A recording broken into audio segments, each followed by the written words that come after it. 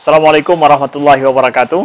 Anda rindu mendengarkan kajian-kajian dari ustadz-ustadz kita dari Aceh? Kunjungi channel YouTube Maulizul Akbar NAD. Subscribe, like, share, komen.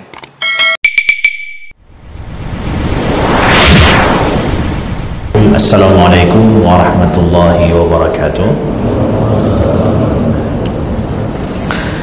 Alhamdulillahi rabbil alamin, alladhi bini'matihi tatimmu salihat wa bifadlihi tatanazzalu alkhairat wal barakat wa bitawfiqihi tatahaqqaqu al maqasid wal ghayat.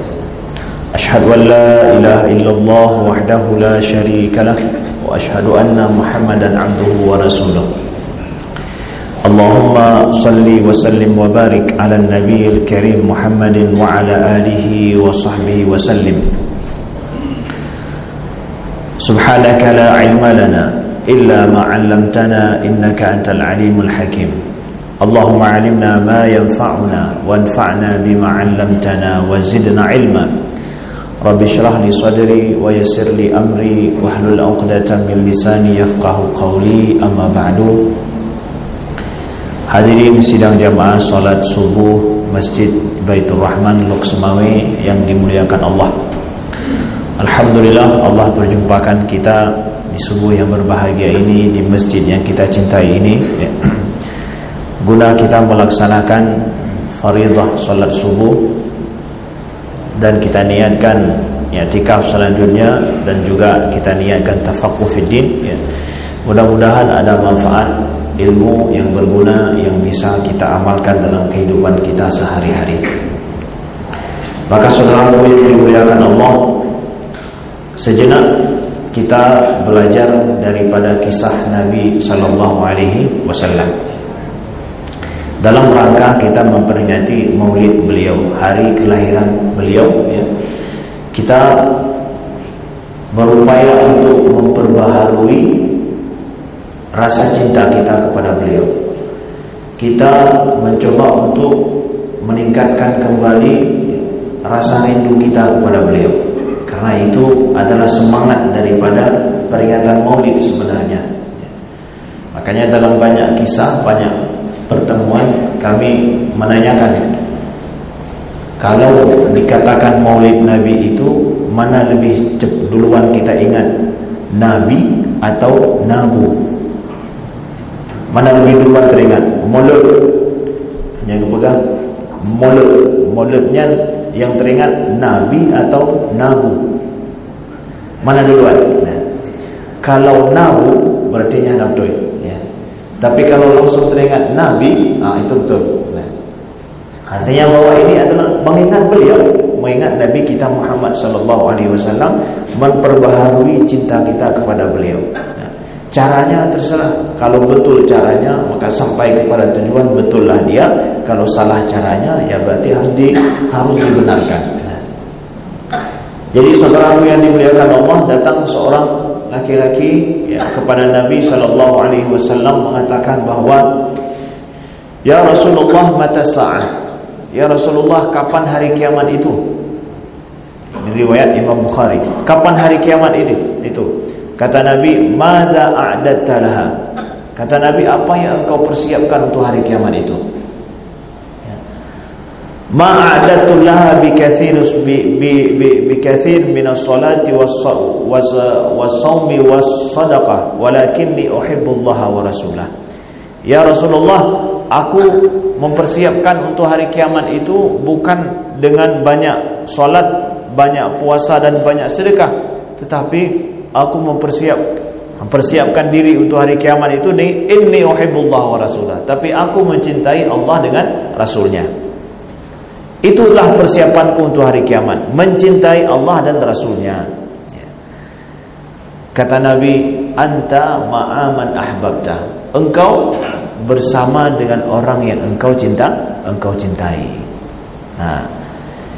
Hadis Nabi ini, "Anta ma'aman ahbabta," membuka kepada kita dua kemungkinan paling kurang. Yang pertama adalah "Anta ma'aman ahbabta," bahwa sahabat ini yang datang menanyakan hari kiamat dan mengatakan dirinya cinta kepada Allah dan Rasulnya, maka dia akan bersama Rasul nantinya, bersama Nabi di hari kiamat nanti. Satu. Yang nomor dua adalah pada riwayat yang lain juga disebutkan wa al-mar'u ma'aman ahab. Seseorang itu akan bersama dengan orang yang dia cintai. Jadi apabila ada rasa cinta kita kepada Nabi kita Muhammad sallallahu alaihi wasallam, siapapun kita, maka kita punya kesempatan untuk bersama dengan beliau. Jadi memang dalam hidup saya tidak sempat untuk membela beliau langsung di depan mata beliau, tidak sempat hidup bersama dengan beliau, tidak sempat bersama dengan para sahabat yang lain. Tetapi ternyata kuncinya pada rasa cinta kita kepada beliau, rindu kita kepada beliau, itu akan menjadikan saya akan bisa bersama dengan beliau. Al-mar'u ma'aman ahab, atau anta ma'aman ahbabta, engkau akan bersama dengan orang yang engkau cintai. Cinta kepada istri kita, kita akan bersama dengan istri kita di surga. Kalau kita seandainya sampai kita meninggal, istri kita ridho pada kita, kita ridho padanya, kita akan bersama dengannya. Cinta kita kepada suami kita begitu pula. Begitu juga cinta kita kepada orang soleh, juga akan dikumpulkan kita dengan mereka. Ada rasa cinta kita kepada mereka. Cinta kita kepada para sahabat juga begitu. Apalagi cinta kita kepada Nabi sallallahu alaihi wasallam. Itu akan menjadi kunci kita akan dikumpulkan dengan mereka. Itu hadis Nabi sallallahu alaihi wasallam. Sebaliknya juga begitu. Cinta kepada Firaun dikumpulkan dengan Firaun. Cinta kepada orang zalim dikumpulkan dengan orang zalim. Cinta kepada pemimpin-pemimpin yang zalim, berkhianat, kita akan bersama dengan mereka juga. Sama juga. Kepada siapa kita cintai, kepada siapa hati ini condong, maka itu akan dikumpulkan bersama dengan mereka nanti. Nauzubillah, kalau seandainya cinta kita itu salah alamat. Itu berlaku secara umum. Itu adalah kaidah secara umumnya, saudaraku yang dimuliakan Allah. Begitu juga datang seorang laki-laki menyatakan kepada Nabi sallallahu alaihi wasallam, "Ya Rasulullah, la anta ahabbu ilayya min nafsi wa mali." Ya Rasulullah, engkau itu lebih aku cintai daripada diriku dan juga daripada semua hartaku. Wa inni la azkuruka la asbir hatta aji wa anzur ilaik. Dan aku ketika mengingatmu ya Rasulullah, aku enggak sabar sampai aku bisa menatap wajahmu. Ya, kata seorang sahabat Nabi sallallahu alaihi wasallam, ya. Wa inni la azkur mauti wa mautak. Dan aku ingat kepada matiku dan juga engkau nanti wafat. Wa annaka idza mitta rufi'a dakhaltal jannah wa rufi'ta ma'an nabiyyin wa inni la anzur ilaik. Dan nanti aku ketika sudah meninggal dan engkau juga sudah meninggal, hari kiamat nanti engkau akan dimasukkan ke dalam syurga, sedangkan aku tidak melihatmu nanti. Karena apa? Karena engkau sudah diangkat bersama dengan para anbiya.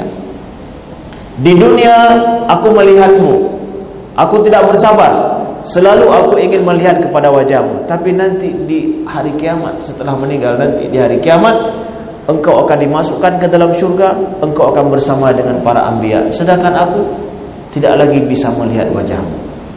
Nah, ini ya. Bayangkan di dunia rindu kepada Nabi, kata sahabat ini, bisa melihat beliau. Tapi di surga rindu kepada beliau, enggak lagi bisa bersama. Engkau sudah beda kelas dengan kami. Ini pengaduan sahabat, rasa rindu mereka kepada Nabi sallallahu alaihi wasallam.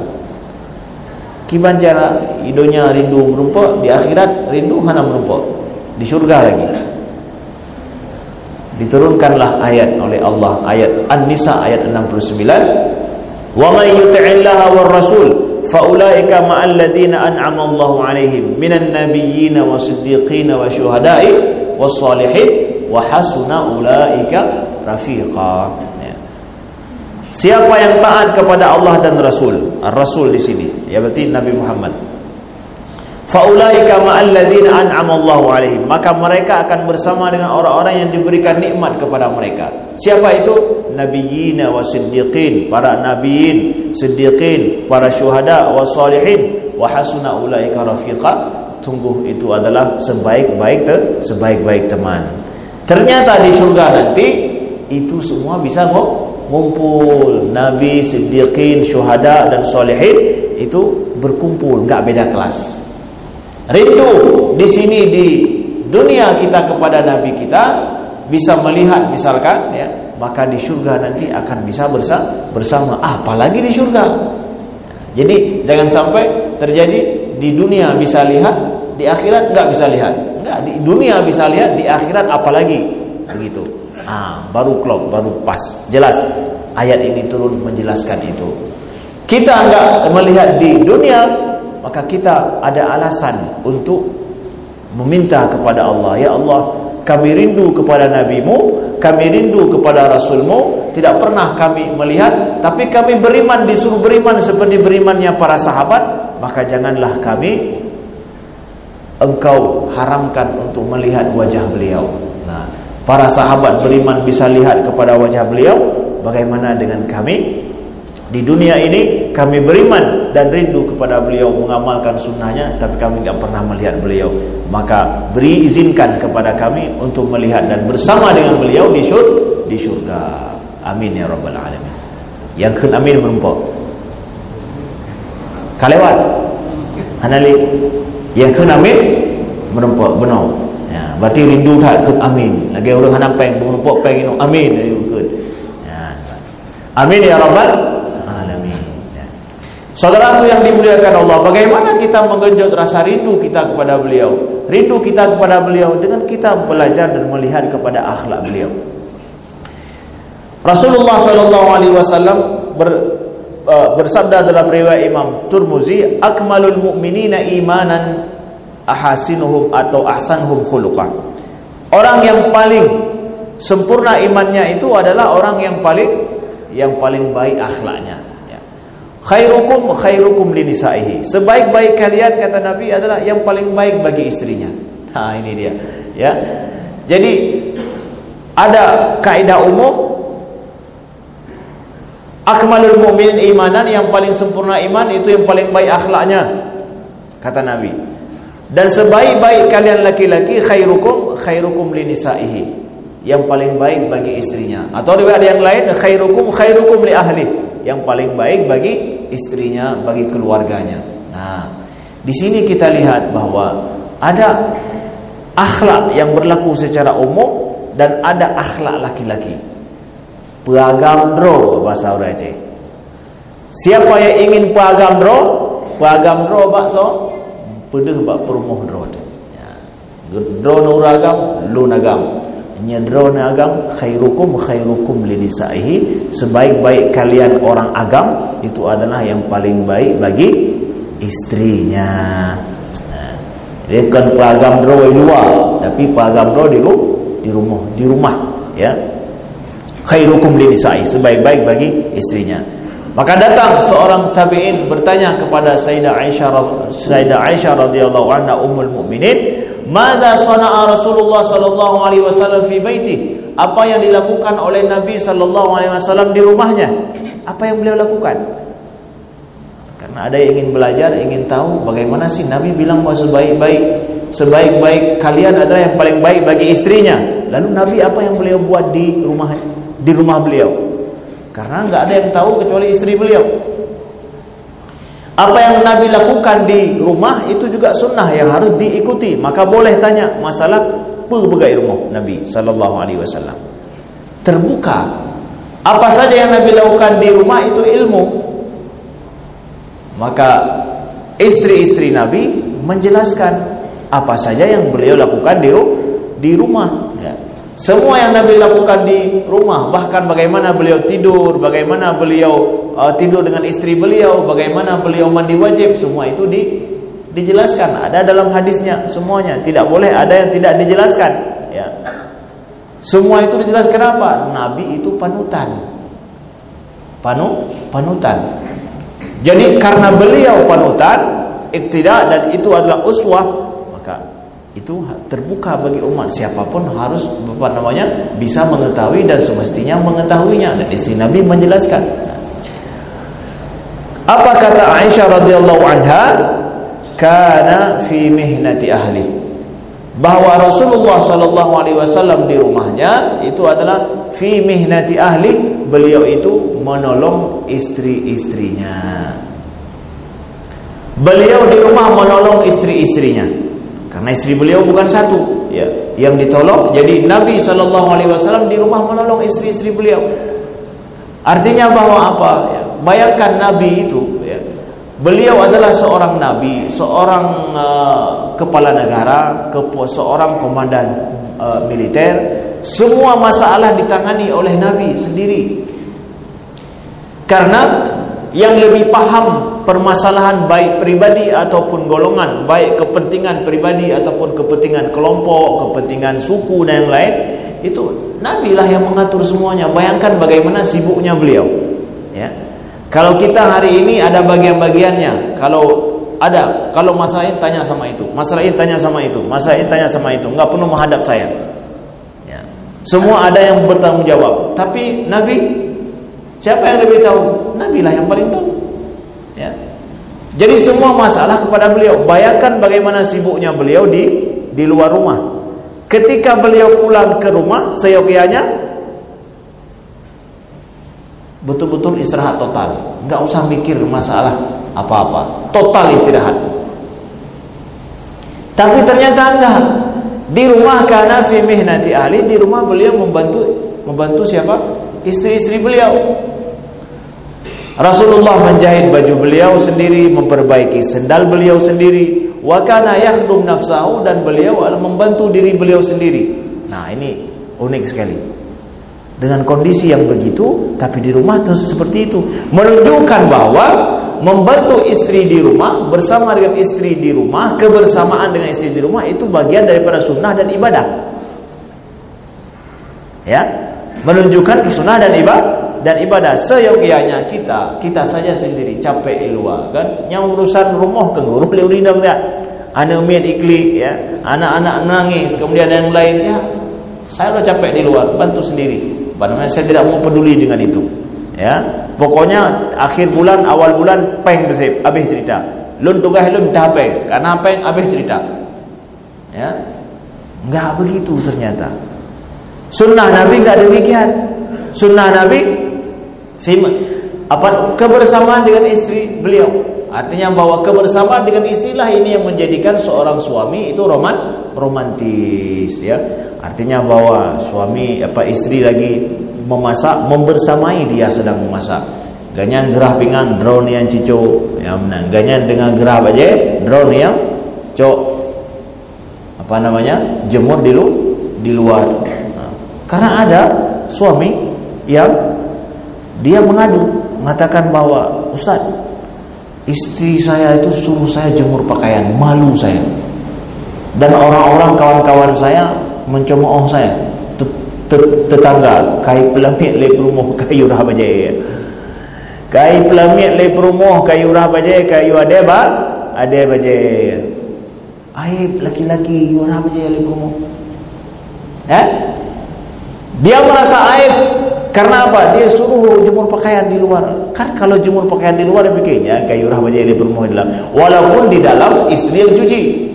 Tapi orang luar bilang, ya kayu rah baje. Kang itim rah baje li perumoh li. Aib, mengadu dia. Datang kepada saya sendiri, mengadu. Bayangkan ini. Rasul sunnah Nabi karena dia membantu istrinya, membersamai.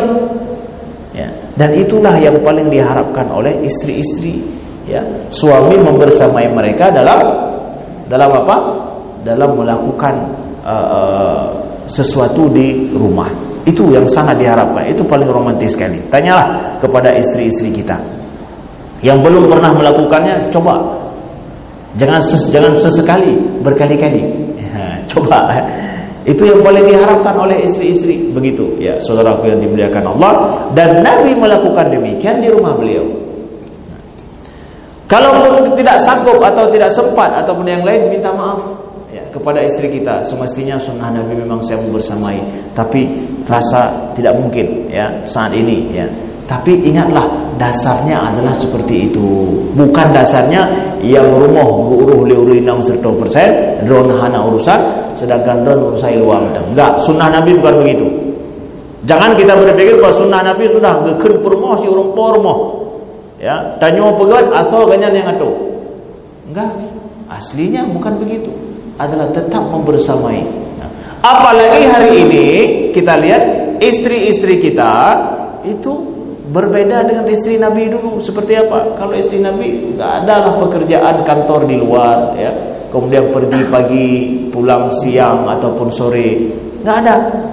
Tapi istri-istri kita lebih haya daripada istri Nabi. Tubit di rumah, jak kerja lagi tanya kerja, ya.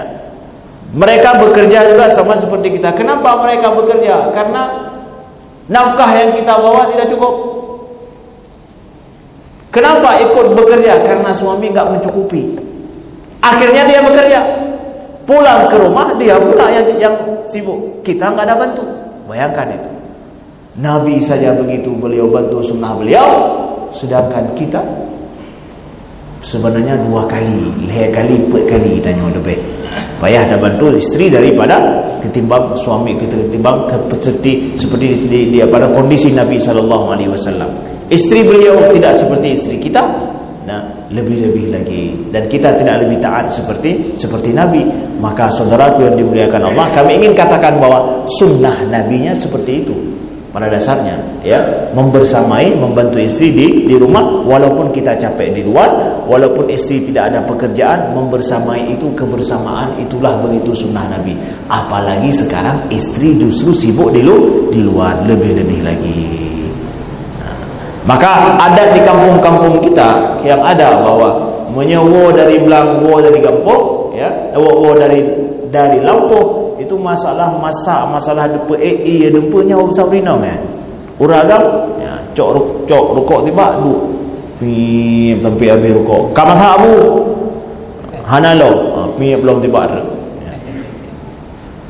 Tak sesuai dengan sunnah Nabi SAW. Isteri sama-sama bekerja di Lampung, sama-sama bekerja di sawah. Setelah itu ketika pulang, dia yang memasak nasi, dia yang memasak semuanya, mempersiapkan. Sedangkan suami wet aki bak rangkang ataupun piak buka habis cerita. Tidak demikian diajarkan oleh Nabi kita SAW. Kemudian saudara yang dimuliakan Allah, kita lihat sunnah Nabi juga di rumah beliau apa? Ya. Aisyah radhiyallahu anha menyebutkan bahwa kana Rasulullah sallallahu alaihi wasallam yashtaddu alaihi idza yujad minhu rih. Nabi itu sangat menjaga sekali supaya tidak tercium bau badan beliau. Ya. Nabi di rumah sangat menjaga tidak tercium bau badan beliau. Hana mubay badan. Susah Nabi kalau seandainya, ya, badan beliau itu tercium bau yang tidak sedap. Dijaga betul oleh Nabi SAW. Makanya beliau pakai minyak wangi, ya, minyak wangi juga, dan menjaga betul tubuh beliau itu bersih, tidak bau. Hai mubay badan, pegadah biaya badan sunnah Nabi, ya, sunnah Nabi. Jadi bukan cuma pakai baju jubah dengan tangkuluk, sunnah Nabi. Hana rah lo, makin hana lerah, makin meruh, makin jauh dengan sunnah. Tapi makin wangi, makin dekat dengan sunnah Nabi. Apalagi di rumah, saudaraku yang dimuliakan Allah. Kenapa di rumah? Karena di rumah hana muhawasi, hana muhawang yang lain. Menyai luar, membayar badan, angin yang mulai. Menyai rumah, begitu masuk dia satu kamar, bau semuanya. Maaf cakap, ada di antara kita yang bau badannya berbeda-beda. Ada yang tingkat bau badannya adalah level 1, level 2, dan level 3. Ukuran kalau masuk dia ke dalam sebuah ruangan, yang membayar menuju. Ya. Kita harus paham, memang itu biologis kita. Paham, ya, bau badan kita, ya. Nabi lebih-lebih di rumah beliau jaga betul, ya, jangan sampai tercium bau badan. Dan kita tahu Nabi wanginya bukan main. Bahkan ada sahabat atau seorang wanita yang pernah Nabi tidur di rumah beliau, kan di siang hari beliau bertamu, ya. Kemudian diambilnya sisa-sisa daripada keringat Nabi untuk disimpan. Karena apa? Wangi katanya. Nah ini boleh jadi apa? Boleh jadi dua. Wanginya keringat beliau itu boleh jadi, pertama memang keringat beliau secara tabiatnya itu memang wangi, satu. Yang nomor dua, memang beliau menjaga betul minyak wangi di di tubuh beliau supaya betul-betul tidak tercium bau yangnya. Boleh jadi, dua-duanya boleh jadi. Kedua-dua sunnah ini kita ikuti, saudaraku yang dimuliakan Allah. Kemudian yabda idza dakhala baitahu bisiwak, riwayat Imam Muslim. Dari riwayat Imam Muslim disebutkan bahwa Aisyah mengatakan bahwa apabila beliau masuk ke rumah beliau, yang pertama beliau lakukan adalah yabda bisiwak. Beliau mulai dengan siwak, sikat gigi, sikat ego. Begitu beliau masuk ke rumah, pertama apa? Sikat gigi dulu sebelum duduk ngomong sana sini dengan istri, dekat istri, mencium istri, ya, mengecup istri, beliau sikat gigi dulu. Beliau bersihkan mulut beliau. Ini sangat sangat nyambung bahasanya. Kenapa? Bau badan beliau jaga, apalagi bau mulut. Apalagi bau mulut. Karena kita pulang dari luar, lambung kita akan bermain. Makan tah apa, tamah mie goreng leh nyan kenang bakso lom, kenang bakso, kenang kopi lom, leh kenang kopi rukok lom lagi lantui kenang, ya. Bayangkan kiban ubayanya, ya. Bagaimana tuh baunya mulut. Begitu pulang ke rumah Nabi, nah siwaknya ini. Yang pertama melakukan siwak. Beliau membersihkan gigi beliau. Nah, ketika saya cerita masalah ini dalam sebuah pertemuan, ya, siwak itu kan membersihkan, ya, saya menjelaskannya membersihkan gigi atau menyikat gigi. Ada seorang jamaah ini live langsung beliau tanya, ada seorang, Ustaz, bagaimana kalau saya sudah ompong ini? Betul juga. Ya, memang yang nanya beliau itu ompong, tidak ada lagi gigi. Gimana saya ini? Sunnah Nabi, gigi saya sudah tidak ada lagi. Apakah apa yang harus saya lakukan? Saya katakan, betul, salah saya. Membersihkan mulut maksudnya. Ya, Nabi, ya, membersihkan gigi, membersihkan mulut, artinya begitu. Kalau nggak ada gigi, bersihkan mulut. Nah, jadi kalau ada dokter bilang bahwa sikat gigi, rekomendasi dokter 2 kali, kapan? Di pagi hari dan ketika mau tidur, salah. Sunnah Nabi setiap pulang ke rumah. Setiap pulang ke rumah sikat gigi. Ya. Kemudian kapan lagi sunnah Nabi? Ketika wudu, sikat gigi, ya. Kalau ada 5 kali kita wudu, 5 kali kita sikat gigi. Kalau ada berapa kali pulang ke rumah, maka sejumlah itu kita sikat gigi, membersihkan mulut kita ini. Sunnah Nabi, bayangkan itu sunnah Nabi sebelum sikat ego Nabi pegat bagdanya, yang sunnah Nabi sudah begitu beliau hidup. Jadi hana itu duk pelang-pelang yang putang kuning-kuning hitam-hitam ego hana. Menyena kuning-kuning dai-dai tambah ego yang depu hana ikut sunnah Nabi. Pertama enggak ikut sunnah Nabi membersihkan gigi, yang kedua memang sunnah Nabi lain ada buat pun menjaga baik mazhab abah. Yang sunnah Nabi juga menjaga tidak baik mazhab abah. Kira-kira Nabi nak gupir kok? Hana. Jadi Nabi menjaga mulut beliau tidak berasap, itu sunnah Nabi juga. Makanya tidak ada kuning-kuning ipo atau hitam-hitamnya. Ya, Rasulullah sallallahu alaihi wasallam, bayangkan itu, ya. Menjaga betul beliau, ya. Kemudian yuhibbu siwak muftiran wa shaiman minan naumi wa 'indal wudu'i wa shalah wa 'inda dukhulil manzil. Jadi kemudian Ibnu Qayyim Al-Jauziyah dalam Zadul Ma'ad beliau simpulkan bahwa kalau masalah membersihkan mulut itu, Nabi sallallahu alaihi wasallam beliau suka bersiwak baik dalam kondisi berpuasa ataupun tidak berpuasa. Walaupun berpuasa, di sini ada khilaf pendapat para ulama tentang masalah bau mulut itu. Tapi kata Ibnu Qayyim Al-Jauziyah dalam kitab Zadul Ma'ad beliau bahwa sesungguhnya Nabi berpuasa atau tidak berpuasa, Nabi suka membersihkan mulut beliau dengan siwak. Ustaz, gimana cara tanya ada sikai go ya? Pulang kenang Pepsodent ya. Singkirkan le, ya. Membersihkan mulut tidak harus dengan Pepsodent.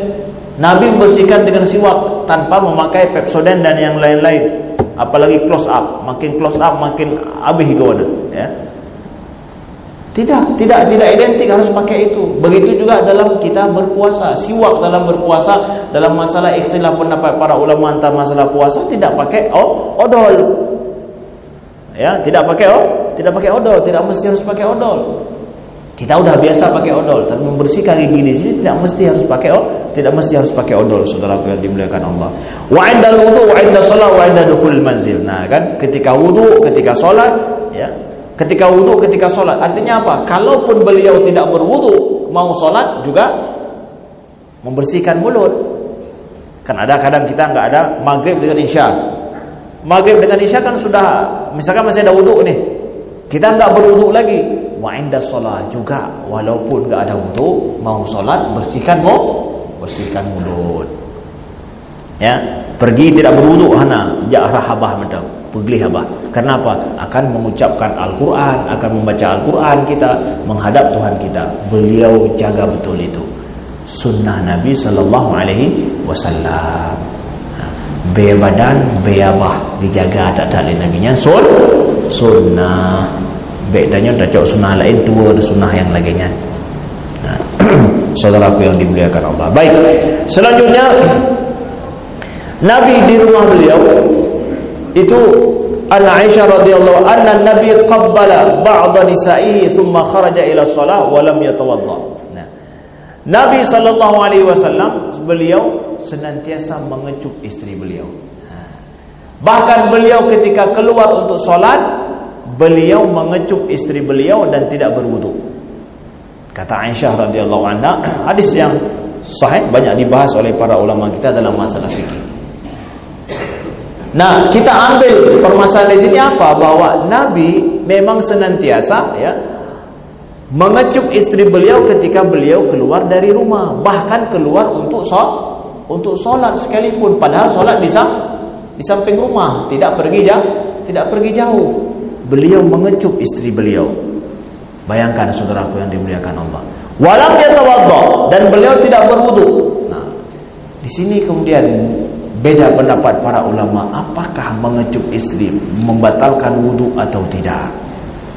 Salah satu dalil mazhab yang mengatakan bahwa ya, bersentuhan kulit laki-laki dengan perempuan, istri itu tidak batalkan wudu. Ini dia dalilnya. Buktinya Nabi mengecup istri beliau tidak berwudu, walam yatawadda, beliau tidak berwudu. Nah, ini berbeda pendapat dalam mazhab Imam Syafi'i. Nah, tapi dijawab oleh Imam Syafi'i, oleh para ulama dalam mazhab Imam Syafi'i, mengecup enggak ada masalah. Boleh saja dikecup istri beliau dan tidak berwudu, dan tapi tidak menyentuh kulit. Bagaimana? Dikecup di atas bajunya atau kain. Ya.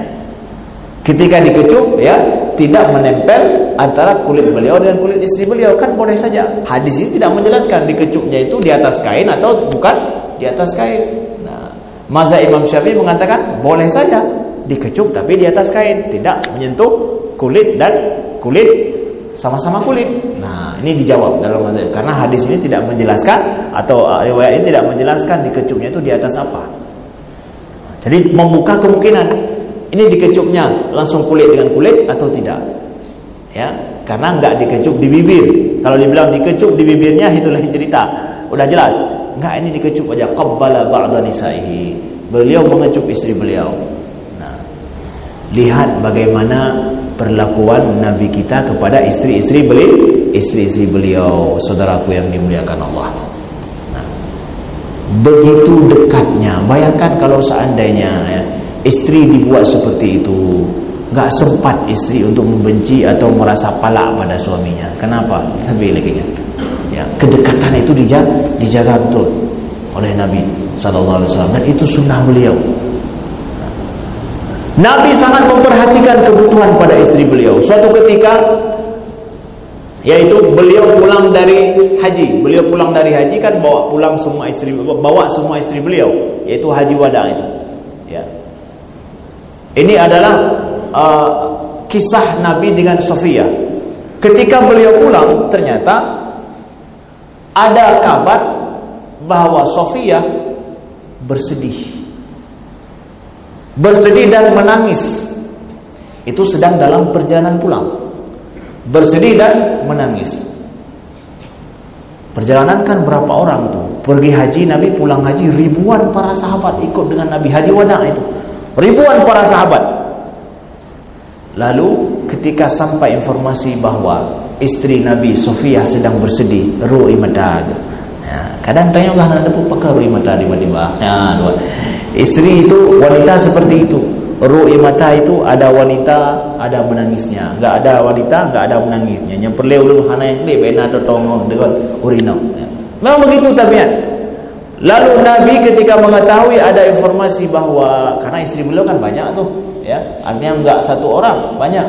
Semuanya ya diberikan onta khusus, tempat khusus untuk ya melaksanakan perjalanan. Lalu ketika Nabi tahu Sofia sedang bersedih dan menangis, berurai air mata beliau, oleh tubuh tiba-tiba ya, Nabi suruh semuanya berhenti. Dan kata Abu Bakar, kan kami berhenti itu di tempat yang tidak layak untuk kami berhenti. Kan perjalanan kita cari-cari tempat untuk berhenti. Kita saja parkir mobil, mau minum atau mau apa, sebentar ada yang muntah, bahkan kita lihat dulu tempat yang pas untuk berhenti. Kalau bisa masih ada tempat, cari dulu tempat yang pas. Apalagi di gurun, apalagi di tempat yang enggak seperti di tempat kita ya. Tapi Nabi suruh berhenti ketika tahu itu. Padahal yang itu berapa ribu para sahabat. Nah, Nabi suruh berhenti. Kemudian Nabi mendatangi Sofia, lalu kemudian beliau hapus air matanya, kemudian beliau duduk bersama dengan Sofia sejenak. Sampai kemudian Sofia sudah merasa enak, merasa nyaman, tidak merasa bersedih lagi, baru kemudian melanjutkan perjalanan. Perhatikan, pulang dari haji, ramai orang. Nabi berhentikan, bukan sendiri. Enggak, Nabi bilang, kalian jalan terus, saya mau dengan Sofia. Enggak, semua berhenti. Kenapa? Karena Sofia sedang bersedih. Makanya bersedihnya wanita ini juga satu ayat. Kami katakan satu ayat besar. Ketika ibunda Musa, Nabi Musa, disuruh oleh Allah untuk melepaskan anak beliau ke dalam sungai, kemudian Allah berjanji Allah akan kembalikan itu kepada beliau. Allah berjanji dalam ayat, Allah akan kembalikan beliau, anak beliau itu Nabi Musa kepada pangkuan beliau. Untuk apa? Kai taqarra 'ainuha wa la tahzan. Agar supaya taqarra 'ainuha, supaya dia merasa senang, ibunda Musa senang, wa la tahzan, dan supaya dia tidak bersedih. Allah tolong kembali Nabi Musa dengan cara Musa yang kecil itu dengan cara mukjizat. Alasannya apa? Supaya ibunda Musa senang dan tidak bersedih. Tidak bersedihnya istri itu ayat. Itu ayat. Terjadi mukjizat demi untuk itu. Supaya alasannya dua, supaya engkau senang dan supaya engkau tidak bersedih. Nah, makanya tidak diizinkan seorang untuk mengatakan uffin kepada ibundanya. Ini dia tidak bersedih ibundanya. Begitu saudaraku yang dimuliakan Allah. Lalu Nabi balik pulang, ketika Nabi naik. Nah, ini lihat, ada kisah yang terakhir adalah bagaimana Sofia kemudian Nabi suruh naik ke atas onta beliau. Disebutkan oleh rawi bahwa Nabi sallallahu alaihi wasallam, kan onta itu tinggi, apalagi ada haudaj. Haudaj itu ada tempat duduk ya, di atas onta khusus untuk wanita ya. Tinggi ya, onta tinggi, kemudian ada tempat duduk lagi. Jadi walaupun onta sudah duduk di atas tanah, tapi tetap tinggi. Lalu ya, kata rawi ini ya, sahabat yang melihat Nabi SAW merunduk dan beliau berikan lutut beliau untuk diinjak oleh Sofia ya. Kemudian Sofia naik ke atas. Nah, jadi hana rinyun ya, hana tangga untuk naik. Lalu bagaimana caranya? Nabi pegang tangan daripada Sofia ketika beliau berjalan, beliau pegang tangannya. Kemudian setelah itu Nabi berikan lutut beliau lalu Sofia injak di atas lutut Nabi dan kemudian naik ke atas haudaj itu, ke atas onta. Yan bancara. Ya? Kibancara lagi. Kedua, tapi ada duduk lekau. Sol lekaunya Nabi sallallahu alaihi wasallam. Sunnah Nabi. Jadi kalau kita ingin bahasakan sunnah ini zaman sekarang, saya pernah menjelaskan ini apa? Bahasakannya kalau kita punya mobil misalkan, ya. Maka istri kita tuntut bawa istri dulu naik ke atas mobil, buka pintu mobilnya, masukkan istri duduk di tempat duduk di samping, kemudian tutup pintu, jangan tutup pintu dulu, tapi lihat roknya ada tinggal di luar enggak. Nah, kalau tutup pintu dengan rok perumah di luar, ya, lihat ya, rok istri ya ataupun baju istri tinggal setengah di luar, pintu sudah tertutup. Itu menunjukkan suaminya tidak menutup pintu untuknya, tapi dia tutup pintu sendiri. Sunnah Nabi gimana? Tajakan. Damam istri dah masuk, tutup pintu, roknya ada keluarin, tutup pintu baru. Itu paling kurang nih, begitulah Nabi perlakukan istri beliau. Kalau dulu naik onta, sekarang naik mobil, paling kurang sunnahnya seperti itu. Kiban siap? Kiban yang dengar mendung sang lego. Yang lu pegang ada dono hanan bubuk lagi pegang le ustaz ko pandai dengar. Ya. Man karena nak rekam, jadi ulang kembali. Jadi istri-istri boleh ambil rekaman ini, nanti kasih tahu sama suami-suami yang tidur, yang ngantuk, ya, atau yang tidak datang. Begitu saudara yang dimuliakan Allah, ya. Itu saja mungkin. Terima kasih atas segala perhatian, mohon atas segala kekurangan. Mudah-mudahan Allah jadikan kita daripada orang-orang yang mencintai beliau dan dikumpulkan dengan para anbiya wasiddiqin wasyuhada'i wassalihin wa hasuna ulaika rafiqa. Terima kasih. Subhanakallahumma wa bihamdika asyhadu an la ilaha illa anta astaghfiruka wa atubu ilaika. Wassalamualaikum warahmatullahi wabarakatuh.